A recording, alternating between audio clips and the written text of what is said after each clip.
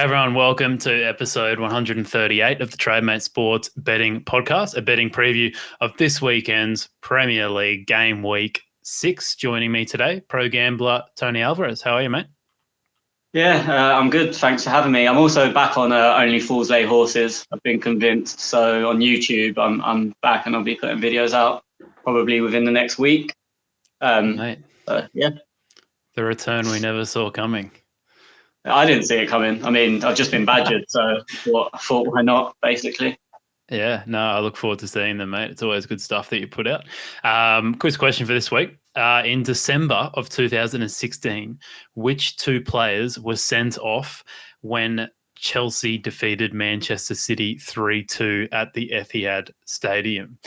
As always, we will get to the answer at the end of the podcast. But for those listening and for you, Tony, mate, have a think and we'll get to the answer at the end. Obviously going through that quiz question, mate, because we got Chelsea Man City this week. Probably the biggest game, or at least one of the biggest games we've had in the EPL so far this season, kicking off at Saturday midday. The odds are very, very tight. Both teams around that 2.7-ish kind of mark. You might be able to get 2.8 for either team, but they're both kind of hovering around that number. There's no real clear favourite at the moment, and the draw sits at about 3.3 in most places. So if you're looking at the betting market, it just it's basically, although it's not really the standard pick'em kind of betting market because you got the draw there too, but it's as close as it gets. Chelsea come into this one off a superb run of form, 13 points out of 15 so far. Another dominant display last weekend, 3-0 over Spurs, which is beautiful to see. And Manchester City actually coming off a disappointing draw on the weekend against Southampton. They're 10 out of 15 points in comparison, but like most seasons, they rank top of the XG for and against. They're actually, I think they're pretty well ahead of Chelsea on for those that are interested in underlying data. So that's where I want to start, mate. I want to ask you about Chelsea because I mentioned this last week, but where do you kind of sit on Chelsea? Because I think they're 6th on expected points so far this season, but the interesting thing is like when they've come up against the really, I guess, the better sides, you can call, if you want to say Arsenal and Tottenham are better sides, that's when they've kind of like really, put the foot down and smashed those teams up. So where do you sit on them kind of getting off to a flying start, but not exactly, if you're looking at the underlying data, performing that well? Yeah, this is where I ignore underlying data a lot, as anyone who's seen me speak will know. But I think Chelsea are a prime example of that because I was at the Arsenal game and it was 2-0. If you'd have given the players $100,000 bonus each to win it 5-0, they could have done. They literally stopped at 2-0.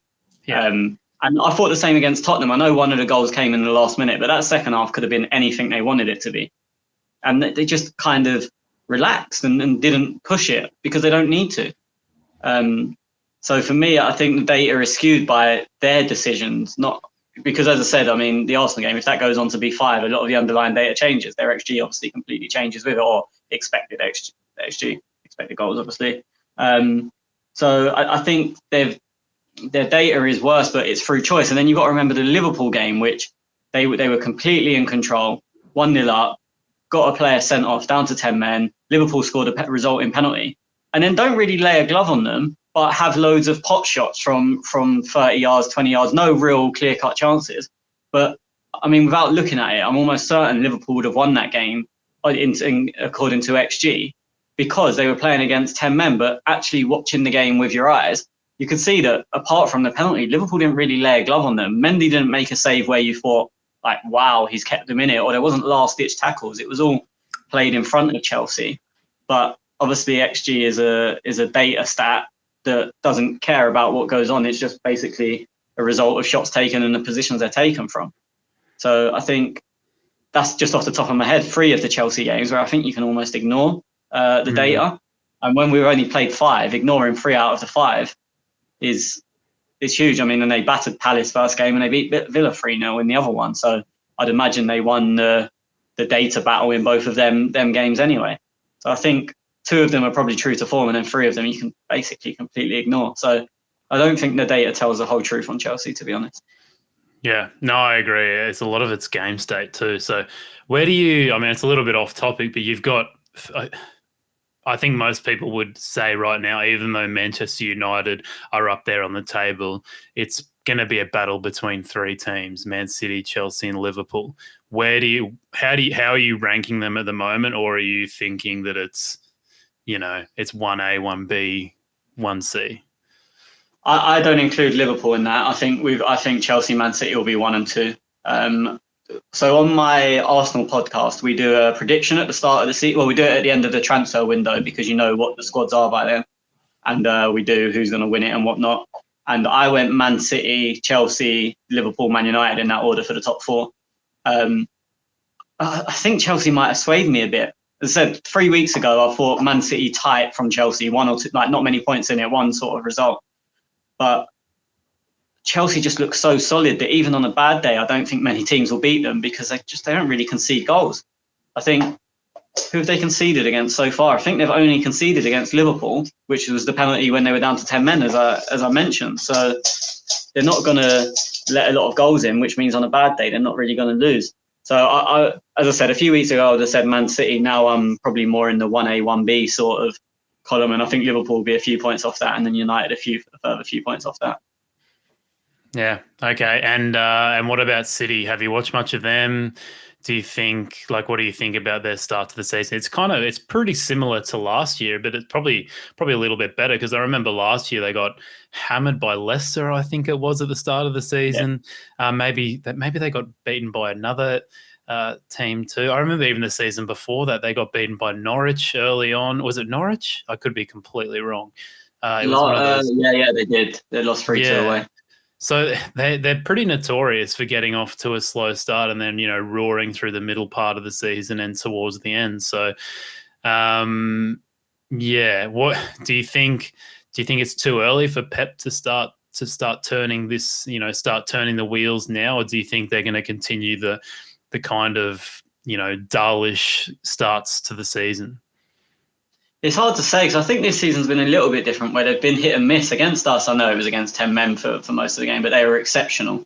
They battered Norwich, but everyone batters Norwich. I can't remember what their other win was off the top of my head, but then they were really poor against Tottenham when they lost. And obviously they drew 0-0 with Southampton, only had 1 shot on target, which was in the 93rd minute. So although I've only seen highlights of that game, you can get the impression that if you only have 1 shot at home on target at home to Southampton, you've probably not played well. And Southampton should have had a penalty. I don't care what any ref says; it's a penalty. Yeah, what was with that? I did not. How did they overturn that? It's like, I mean, we can last week. Last week was some of the most bizarre refereeing decisions I've ever seen across the league. There was that. There was the one in the Arsenal game, and there was one other. The Man United game. Man United should have had 3 penalties, and West Ham should have had another one that they didn't get. But so I'm trying to think what the other game Man City beat. But they beat Leicester 1-0. Leicester, yeah. So they've had a 1-0 win and then in 2, 5-0s? It's 5-0 against us, and I can't remember what the Norwich score was, but it was give or take 5-0. So they've either been really impressive or really bad, basically. So I think they're a hard team to call. And I think if everyone plays at their absolute maximum, City are the best team in the league. And this is why this week is really hard to call, because you think City at their maximum probably beat Chelsea, but if they're anywhere off it, as they've shown, I mean, I think Chelsea have won the last 3 games against them. Obviously, the Champions League final, the FA Cup semi-final, and I think the last league game as well. Yeah. So it's like, it's really difficult. It's really difficult to say. I mean, as I said, you say, Man City got to pick it up now, but they can turn it on at any time. It's not like they've been bang average this season. They've just been hot and cold. Yeah. And an off-topic note, we were talking a little about the referees just then. It's actually quite interesting that the first ever overseas referee will referee an English Premier League game this weekend. He's Australian, actually. Jared, is it Jared Gillette? Yeah, that's his name. So it's just interesting that, I mean, maybe everyone's finally cottoning on how shit the referees are in the Premier League. He's been over here for a while. We had him on VAR 2 or 3 years ago at an Arsenal game, and he was horrendous. He overturned the decision. Yeah, he overturned the decision where I still can't see a foul. Like I can't even think maybe it just wasn't a foul. And I think it was the first time that the FA came out and said VAR made a mistake. Like as in we got it. They've done it about 10 times now, but I think that was the first one because it was one of them you can't forget clear and obvious. You can't see maybe. It was just. And it was him, and then I think I think that's why he got delayed because, as I said, he's been over here for a few years, but now he's only just taken his first league game this weekend. We actually had him yesterday. He was the Arsenal ref yesterday. Oh, okay, right. Oh, well, I just thought that was interesting. That I mean, it seems like more and more people are talking about how bad the referees are more than ever. So it's just interesting to see. I don't know what game's he on because yesterday he didn't give a thing. Like I know they've been told to be more lenient this year, but unless there was an assault, he weren't blowing his whistle. So I don't know what game he's on, but I would suggest that's probably not a bad look for unders on cards, to be honest. I think it was one of these mid-table-ish. I cannot remember. It's either Leeds, West Ham, or it's like sure. Southampton, Wolves, or something. It's one of those two games, I think. So yeah that'll be interesting. All right, back to this game, mate. Tactically, how do you think it will play out? And I guess. Yeah, if you have any bets, give that a mention too. Yeah, so Chelsea will go back 5. As I said, they're very strong at the back. City will, I presume Walker will play. So then even if Lukaku can isolate himself against a centre-back, then Walker's got the pace to cover. I mean, City can play any one of about 10 footballers in midfield in terms of like ball players keeping the ball. Foden was very impressive. I know it was against Wickham, but Foden was very impressive the other day. I'm not sure if he's ready to come in instantly. Mahrez, I think, will play because against the back 5, Mahrez stays high and wide, and they'll try and force the Chelsea wing-back, who will probably be Alonso, to stay back rather than bombing on. And then on the left, I think it will probably be Sterling. This is just thoughts. I don't have any information, obviously. Because, again, he stays high and wide, and you've got to try and be it Reece James or Aspilicueta, make them stay back, which limits the Chelsea attack. So I think that's how Pep will go. And I think Chelsea play the same every week. What will be interesting here is, and I think he will, is if Mendy makes it for Chelsea. I definitely wouldn't be having a bet before the team news comes out because Mendy will make a big difference between him and Kepa. Even if it's only in terms of the odds, I mean, even it's just like gamblers think that Kepa's shit. So it will affect the odds if he's not playing. I mean, it was like the other day we was talking about that they were too long against Tottenham at like 1.74 or whatever they were, and they kicked off at evens. Yeah. Because Tottenham's team was a little bit stronger. Son came back in, and then Mendy was out, Kante was out, and said they kicked. I mean, at evens, it was probably the best price you're ever going to get on anything. They were a joke of a price at evens, but that's life. So I would be waiting for the team news. I do think Mendy will play, but just in case, I'd be waiting. I don't really have a strong opinion. Let me just check the over-under lines because these big games tend to. That was the only thought I had was just, unders all day, but I think it's at 2.25, so it's pretty well factored in, mate. And I think 2.25, under 2.25 was at 1.8 or something like that last time I checked. Yeah, my markets has decided to freeze, so I can't really help you there. I'll see if I can get it up on the screen here, the over-unders, but this will just be half goals. Oh, under 2.5 goals is at 1.8 on Bet365, a little bit lower on the exchanges. So, that's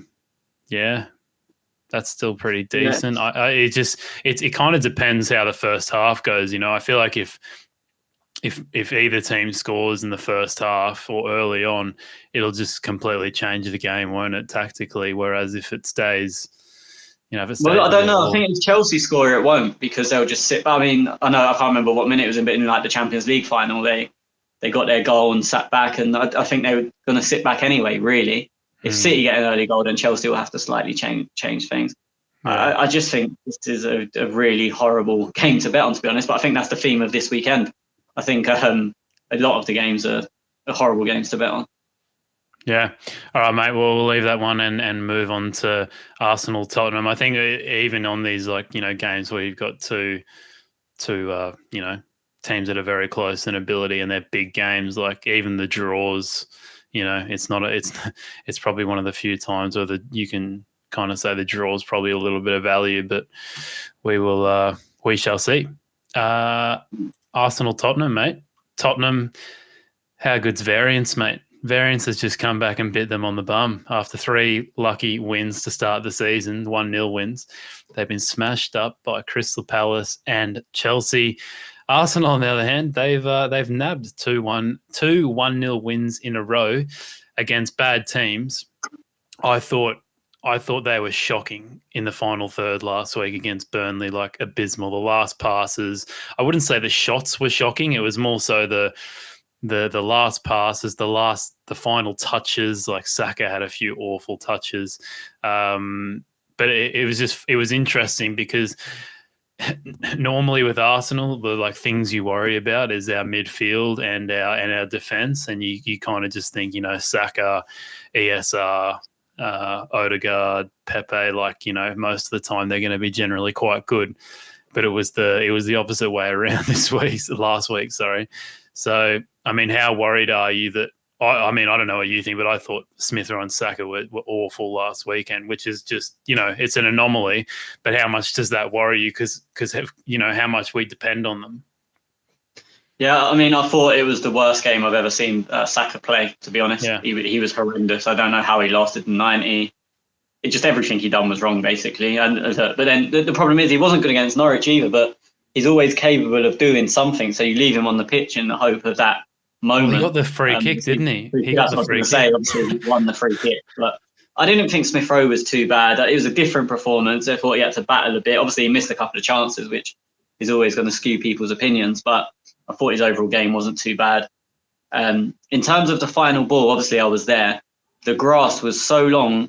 Like, we remember it because it was in the final third, so it looks like they messed up the chances. But all over the pitch, every pass was running short because the grass was so long, the pitch was so slow. The ball wasn't running along the floor. So there was like untold times it happened in centre midfield and people got clipped with late tackles or the ball got intercepted. But we don't remember them because nothing came of them. Everyone remembers the Ben White back pass where the penalty was given and obviously overturned because it was the same thing. But obviously it's an incident, a penalty. If that would have happened and Vidra had run it out of play, no one would ever remember it. So I kind of don't blame them because then there was a couple of times they knew that the ball wasn't running. So they tried to hit it harder and end up overhitting it. There was one where Aubameyang played in Pepe and it went so, basically it was an easy 2-yard pass and he ended up going to the byline and we won a corner. So that didn't worry me because you could kind of see what was going on from the get-go, really. The ball, they play in the sky, so they don't care how long the grass is because they don't intend on the ball being on it, really. And then we really struggled to just get our passing game going because the pitch was just running so slow. So that doesn't worry me going forward into this week because obviously we're at home where we know the pitch is near on perfect. And if, like, for example, it was really hot in Burnley last week and they didn't water the pitch.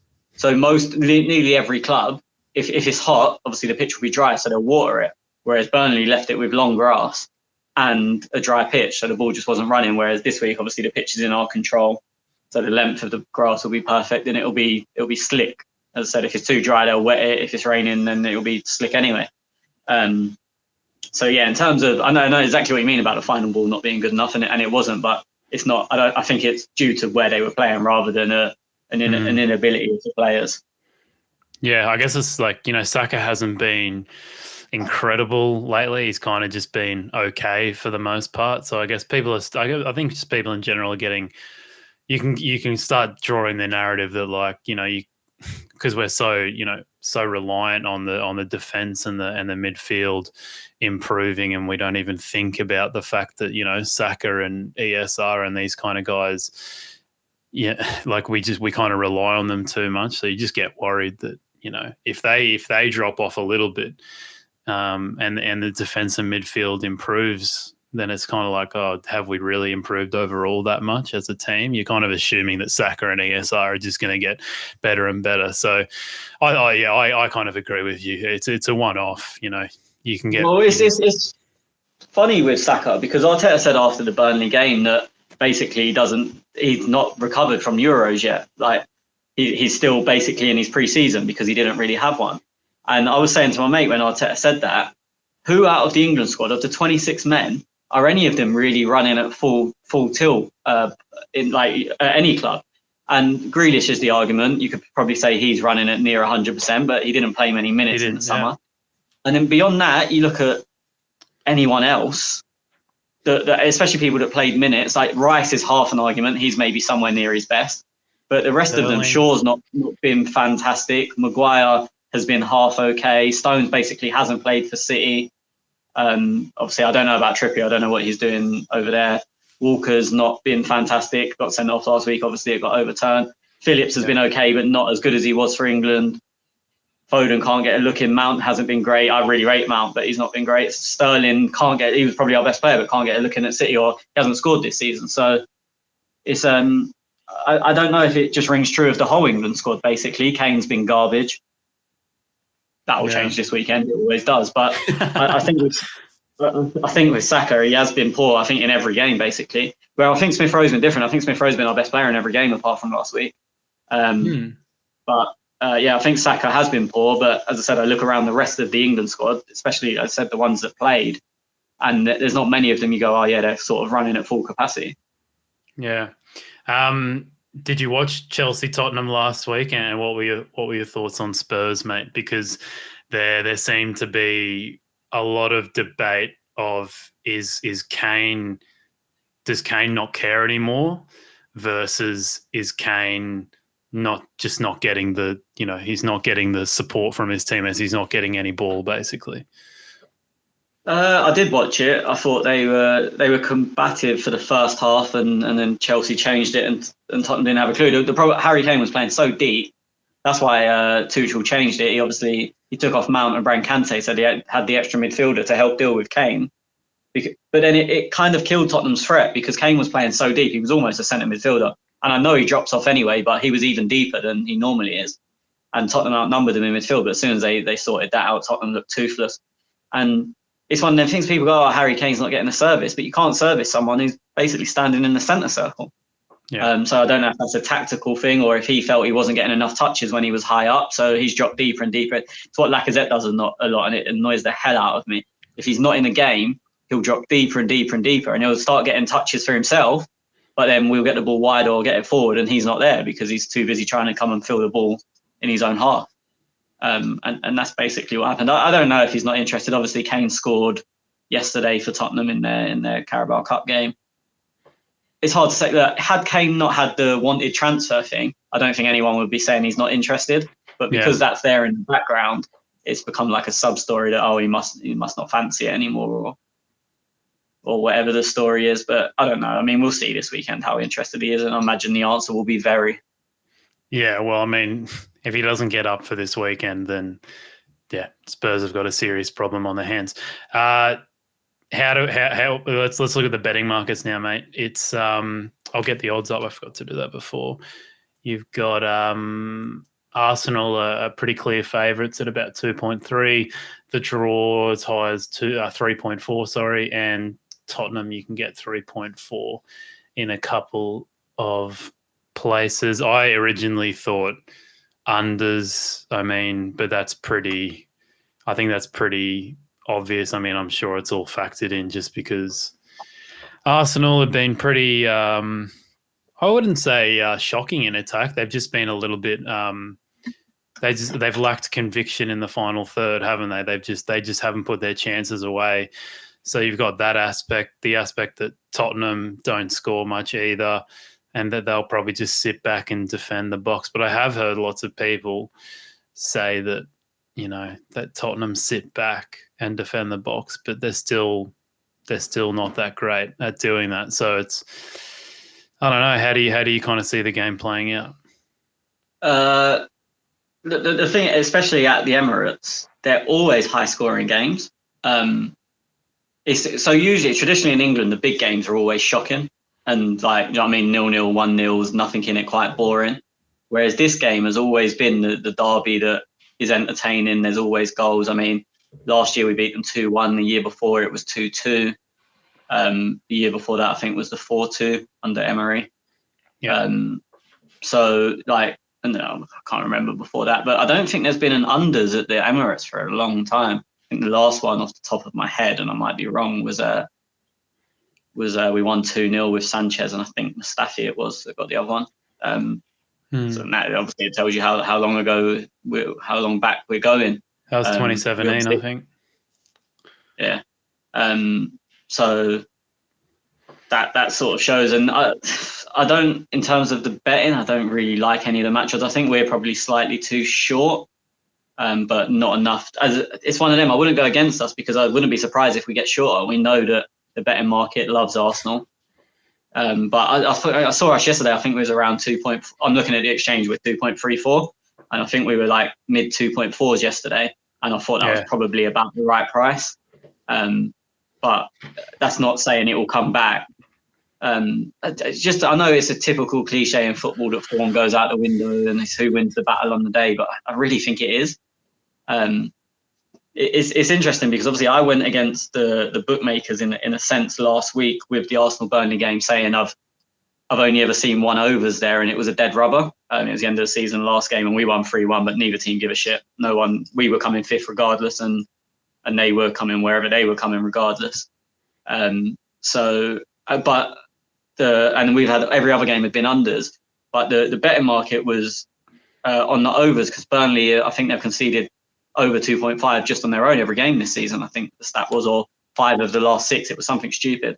So I went against the market looking at unders last week on here, and I think I'd go against it again and go overs. Is probably, if I had to have a bet, I'd go on overs, but it's difficult for me to tell. I don't know if you can check because Markets is an unformed market. There's only been £13 traded on it, so it looks. I mean, I can get 2.04, but that might be a terrible price. Yeah. All right. Yeah, I feel like it's one of those games you could just. There's such a variety of outcomes, isn't there? I could see Arsenal. Tottenham have been terrible, so I could see Arsenal smashing them up. I could see, Arsenal getting 0 goals and Tottenham winning 1-0 or 2-0 with, they've got more strike up front than we do, and I could see a 0-0 too, like just nothing. So there's so many different outcomes this could go. So, all right, mate. I guess we'll leave it there. What was the price on the over 2.5s? I'll get that up, mate. Over 2.5 goals, you can get 2.1 at Betfred and SpreadX, but most have got it around 2.05. Yeah, I think I would be interested in that at that price. As I said, just because I tend to look more of history of games, because there's certain, like Arsenal and Tottenham, it's never going to be cagey because of the way the fans are at the pressure on the game. So I think a lot of time the underlying data or the bookies look at how the teams are performing that season. But I think there's certain fixtures where you can kind of disregard that. And as I said, with Arsenal Burnley last week, and I think this is one of them. Obviously, I'm not saying it will definitely come in, but I think looking at history, there's more than a 50% chance of over 2.5, because they're traditionally 2 attacking teams as well, and the fans won't let them sit back. Obviously, I've been at both. I've been at the games at the Emirates and the games at Tottenham, and their fans don't let them sit back, and our fans won't let us sit back. Interesting, so I think, say that. Yeah, so I think looking at over a 50% return on this is a good bit of value, to be fair. All right, 3-0 to the Arsenal, mate. Let's go. Leeds West Ham, mate, is the next one you wanted to talk about. You got Leeds, kind of been pretty indifferent starts of the season, and then you got West Ham, who they've just been carrying on, mate. We got it wrong last. I mean, I didn't watch the game, but Antonio being out, it seems generally that they handled his absence pretty well. Yeah, they did. Obviously, they went 1-0 up. Goal was a bit lucky. Should have had another penalty. They missed a penalty last kick of game. As I said, I think United should have had a couple more penalties. I think it actually went the way it should have done in the end, but it was a lot tighter than I expected. I mean, obviously, you saw the other day I done the tweet saying I got 3 out of 4 right, and it was kind of tongue-in-cheek because the United game was not... I thought it was an easy win, to be honest, and obviously the stat at the end of the day, as I said, United would win, and they did, but it wasn't what I thought at all. This game for me was a weird one, and it was why I flagged it up, because Leeds are still being priced of the Leeds of last season, which they haven't been. I mean, they drew with Newcastle, they got battered by Liverpool, battered by Man United.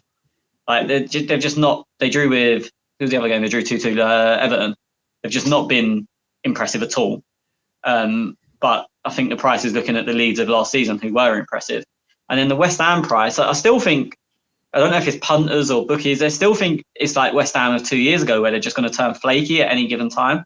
And I think now it's been so long that I think that's a bit unfair. Like, if Arsenal were going away to Leeds, we wouldn't be 2.4. We would be shorter. And you've got to say, on the form so far this season and on last season, obviously the league table doesn't lie, West Ham were better than us. Same as Tottenham. Tottenham, if Tottenham were having the same form currently as West Ham, so when Tottenham were top of the league, like if they'd have played this game 3 weeks ago, then Tottenham would have been a lot shorter than 2.4. But I think that's just people thinking, oh, it's West Ham, they'll change at some point. So I think the market's being really unfair on West Ham, and also Bamford's out, which Leeds don't really have another striker. They'll play Rodrigo up front, but he's been playing for them anyway, slightly deeper or wider. So they're still missing a first-team player. I'm not sure. Harrison was out with COVID last week. I'm not sure if he's back. I mean, if not, I mean, Dan James is a pretty much like-for-like replacement, but with them having to shift Rodrigo, it still means they have to find another body, and it'll be Click probably, who's obviously not like the most notoriously attacking midfielder. So I think the market's being very generous to Leeds here. Antonio's still out, I'm assuming? No, he's back. Oh, he's back. And oh, wow, I'm really surprised. I thought the reason they were this high was because of Antonio. No, it was a one game, because it was 2 bookings. It was only a 1 game suspension. He could have played in the League Cup on, was it yesterday or the day before? But they just chose to rest him. Yeah, wow. Okay. So where do you price West Ham at then, mate? This again, like for anyone who's come through from like any of my channels, I don't think this is a trading game, because Leeds they always have big swings in one way or the other, and you just have to be lucky, basically. So I tend to avoid trading Leeds, but I think I'd probably have West Ham at about 2.2 on the match odds. I'm not saying that's what they'll kick off as, but I think that's probably around true price, 2.2, 2.25, something around that. So I think 2.4 is big, but then there's no saying that they won't go to 2.5 because it's Leeds. Like literally, there's a saying in the group of my Telegram group. Like when people ask what price should they be, I literally just say it's Leeds. Like that's my answer, because I can't I can't predict Leeds prices. I'm just shocking at it. Yeah, you can get much better odds than 2.2 or they're 2.4 on the 2.4 on the exchange. I would be taking that without hesitation. Is there a reason why they swing either way before kickoff? I don't know if it's because their fans are mental. Like, I mean, they bring I think 9,000 down to London for a Carabao Cup game the other day. That's like almost unheard of. It's just like against Fulham as well. It's not like a glamour tie. That's what I put it down to. Swing as in the odds or their performance? The odds. Oh, the odds, yeah. Okay. Yeah, like there was a game last season, and I know it because a very popular YouTube ripped the video off of it, where they were playing Villa, and they just kept drifting, like for no reason. The teams come out, both teams were exactly as expected, and they just kept drifting and drifting and drifting. And then people started backing them, going, they're crazy at this price, and they were. I think Villa went from 2.3 to 1.9 between the lineups, come basically like an hour before kickoff, and it was like the lineups were as expected. Leeds end up winning 3-0. Bamford got a hat trick, but you're just looking at it and going, why? And I think that was quite early in the season. So then from then on, I kept an eye on them, and they're just the swings were just. It's not every week, but if you're on the wrong side of the lead swing, you can lose a lot of money. And for me, I don't mind losing money as long as I can put a clear reason to it. Like, oh, I've done this wrong, or I read this wrong. When you can't read it, it just annoys me, because I'm like, I ain't done anything wrong, and I've now got a massive red screen.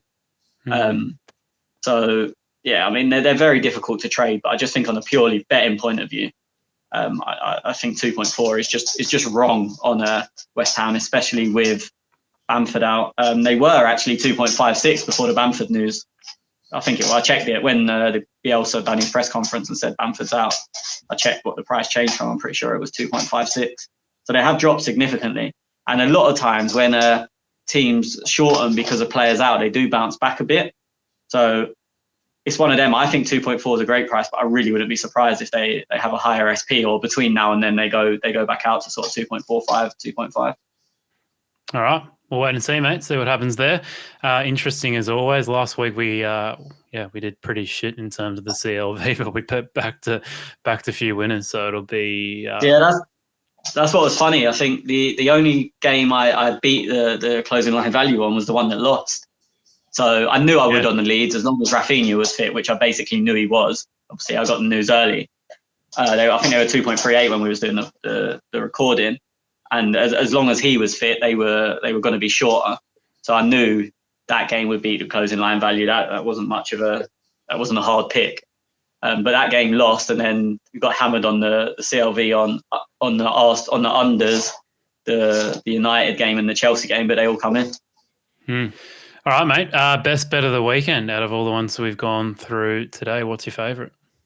I've kind of swerved a lot of bets today, haven't I? And the only one I feel strongly about is West Ham. So West Ham. Simple, mate. All right. You can find Tony on YouTube now. He's back. Only Fools Lay Horses. Check it out. Great channel. And yeah, subscribe to his Patreon. It's also called Only Fools Lay Horses if you're interested in getting team news just before kickoff.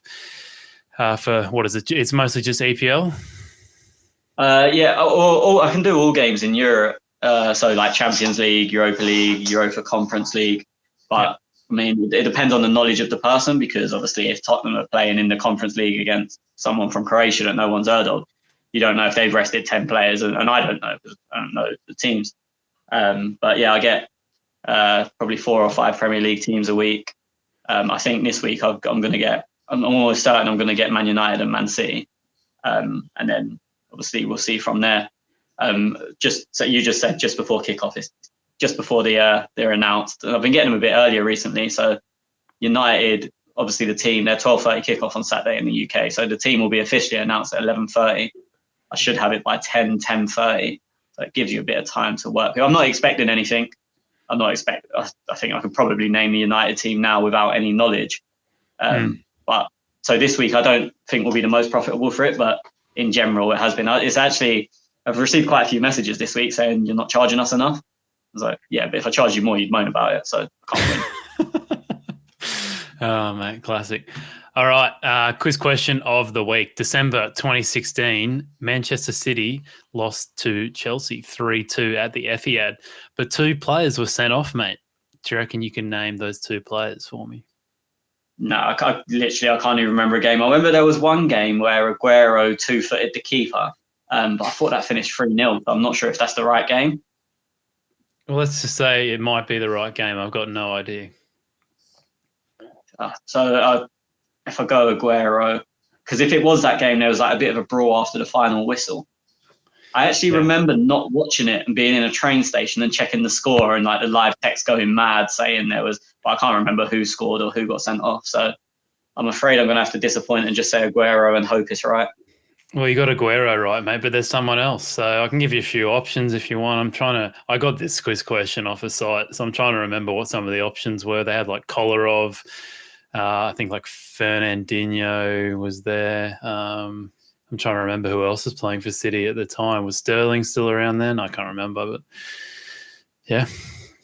No guess, mate. That's Fernandinho if you've given me that option, but well done, mate. You got it. I tried to disguise that as much as possible, but yeah, you're too good, mate. All right, yeah, Aguero and Fernandinho, 2 players sent off. You wouldn't read about it, so we'll see what happens this weekend, mate. Thanks as always for coming along. Terrific stuff. Hope you're all enjoying these previews. We'll be back next Friday, I guess, for you guys. So next Friday we'll be back. Next podcast, though, will be interviewed or chatted to Adam Cheng, who's a professional football bettor and tipster. Really, really interesting conversation with him earlier this week. So that'll come out on Monday for all of you, and I hope you all enjoy that one. I certainly did. But in general, thanks for listening, everyone. Do a quick rate and review of the podcast. Always helps. Subscribe to us wherever you're watching or listening. And if you're looking to implement some of the strategies we talked about today on the podcast and weekly, more so the value betting ones, start a free week trial of Trademate Sports and begin your value betting journey. Tony, mate, excellent stuff once again, and I'll catch you soon.